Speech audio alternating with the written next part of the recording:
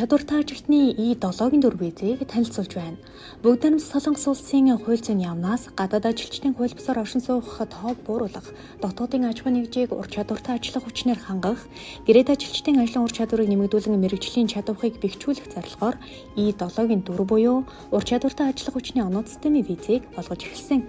Тус визийг E9 мэргэжлийн бус ажиллах хүчний виз, H2 айлчлан хөлмөр эрхлэх виз, E10 буюу усан онгоцны хөлмөр эрхлэлтийн визтэй гадаадын иргэн мэдүүлэх боломжтой. Тус визийг мэдүүлэхийн тулд Солонгос улсад 4-өөс дээш жил ажиллаж амьдарсан байх,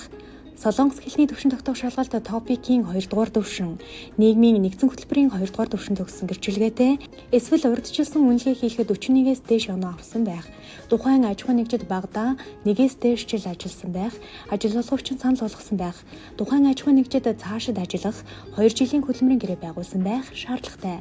K-Point оноо тоолох систем нь орлого, Солонгос хэлний мэдлэг, насны үзүүлэлтээр тоолох ба дээд хэмжээ олох 300 онооноос дор хаяж 200-аас дээш оноо авсан тохиолдолд виз мэдүүлэх боломжтой. Хэрвээ та дээрх шаардлагад нийцэж байгаа бол цагаат жилийн албаны анкет бүглэн, санал болгогчийн иргэний үнэмлэхний хуулбар, виз мэдүүлэгчийн гадаад иргэний үнэмлэх паспортны хуулбар, албан ёсны хөдөлмөрийн гэрээгээ бүрдүүлж Hi Korea Go KR сайтаар визээ хүсээрэй. Ур чадвартай ажилтны визтэй болсноор гэр бүлээ урьж хамтдаа амьдрах, гэр бүлийн гишүүдийн эрүүл мэндийн даатгалын тухайн ажилтны төлсөн шимтгэлээр тооцогдсон төлөгдөх, Солонгост урт хугацаагаар амьдрах, албан тушаалаа хийж цалин хөлсөө нэмүүлэх, түүнчлэн цаашид урт хугацааны оршин суух F2, байнгын оршин суух F5 виз рүү шилжих зэрэг давуу талтай. Оноо тоолох журам болон бусад асуудлаар дэлгэрэнгүй мэдээлэл авах бол дэлгэцэнд гарч буй сувгуудаар холбогдоорой.